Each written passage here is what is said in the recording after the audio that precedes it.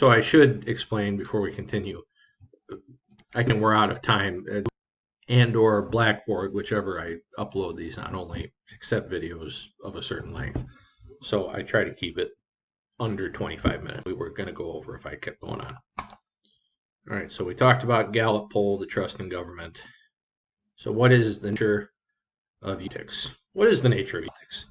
Well, you might use words like adversarial. You might use a word like inefficient. You might say nasty. The state of U.S. politics, the nature of U.S. politics is not good at the moment.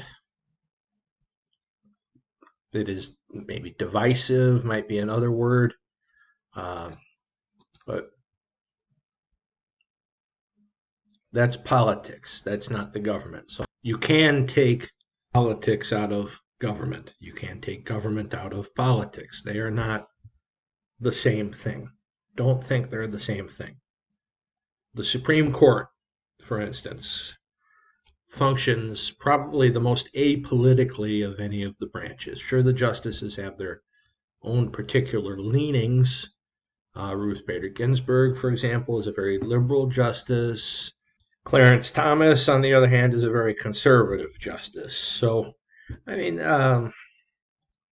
it hopefully doesn't affect their rulings too much, but you know, it doesn't have to be the same thing, politics and government.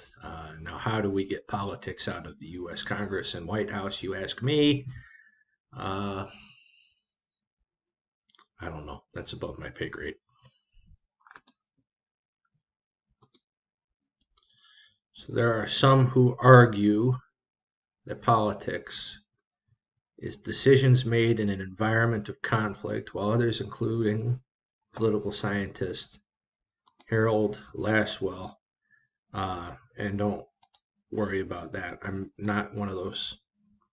I mean, well, you will have to learn some names, but don't worry about his name for the test purposes. Suggests that politics is who gets what, when, and how. So, in other words, a redistributive and thing in nature, which is what it's supposed to be. They collect our tax dollars, they distribute them out to the states based on need. So these definitions both are related in that they both involve conflict and share the notion that government decisions affect who is impacted and how, and it certainly does. There's a tornado, say, in Alabama, but there is a hurricane that rips through the Texas coast. It's a tough decision. Both communities need help.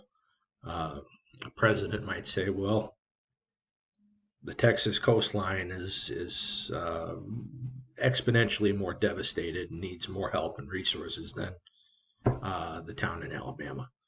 I don't know but somebody's impacted. The people in Alabama, in my example, are getting less than the folks in Texas.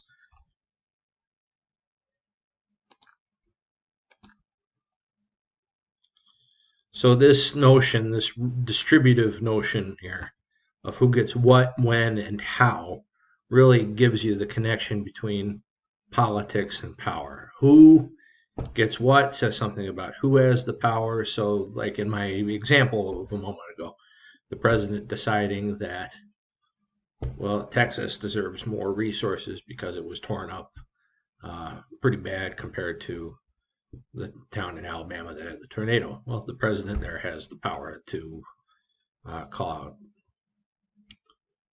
aid.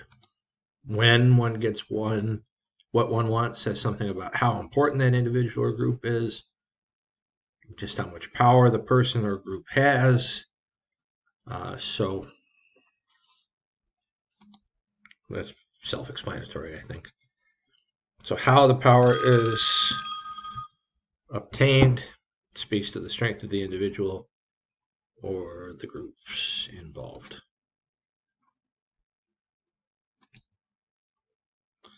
So when we have a political system like we do, where we have scarce resources that have to be distributed.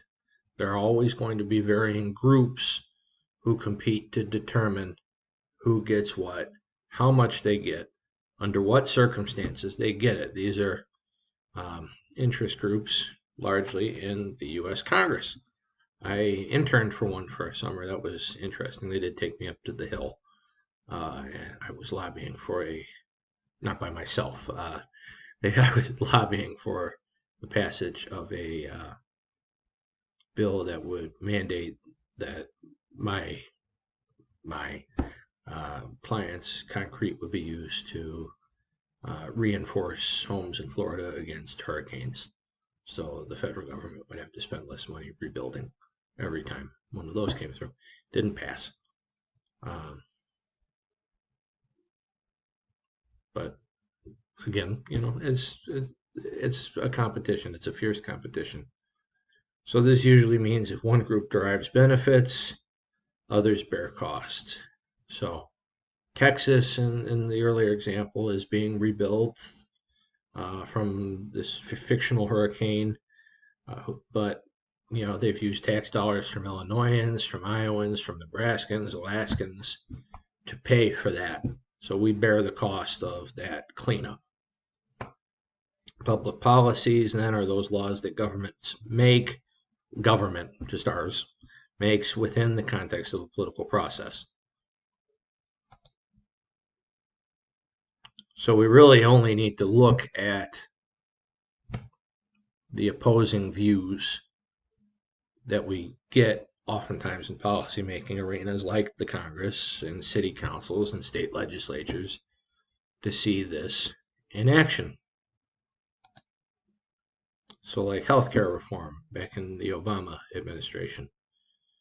People who were previously uninsured, had no insurance for healthcare, would be insured because higher income people paid an additional tax to make sure that they would be. Was that ethically correct, morally correct? Well, there was a big argument about that at the time. That's something for you to decide yourself.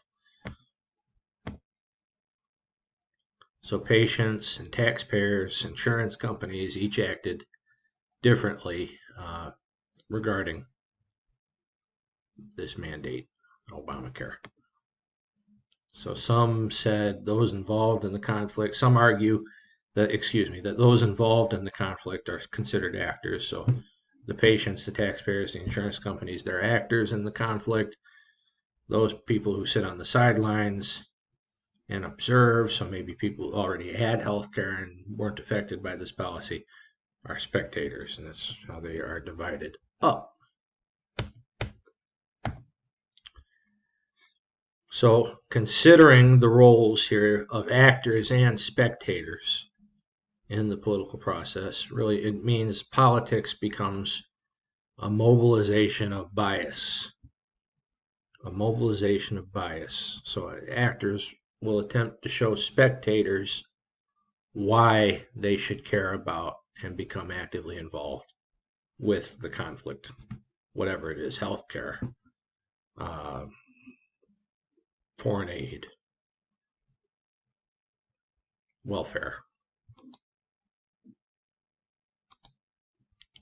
So an actor builds a base of support for their cause. They achieve victory if they're able to mobilize enough people to join them. So in my case, when I interned for that interest group, that would have been 50% plus one, or 219 members of 218, of the U.S. House of Representatives. Efforts to reform immigration policy is another example. They're an example of the mobilization of bias.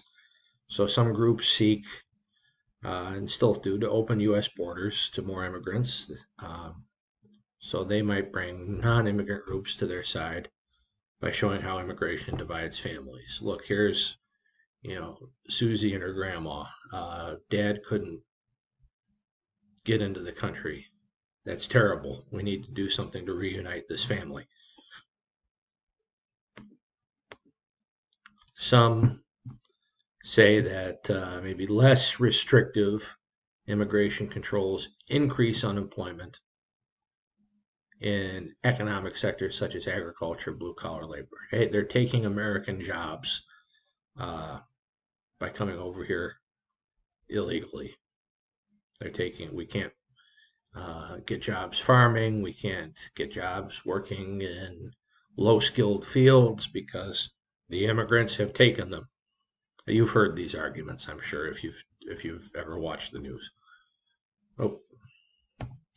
So the big factor here in this understanding of politics is that resolution is achieved through peaceful means.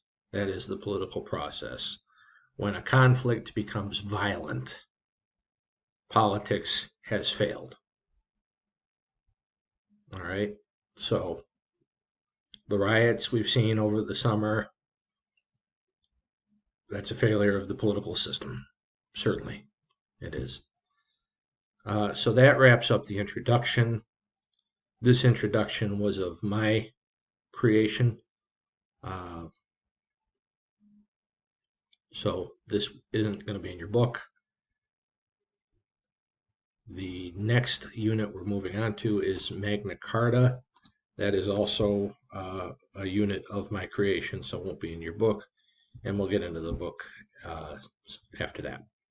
So I will see you next time.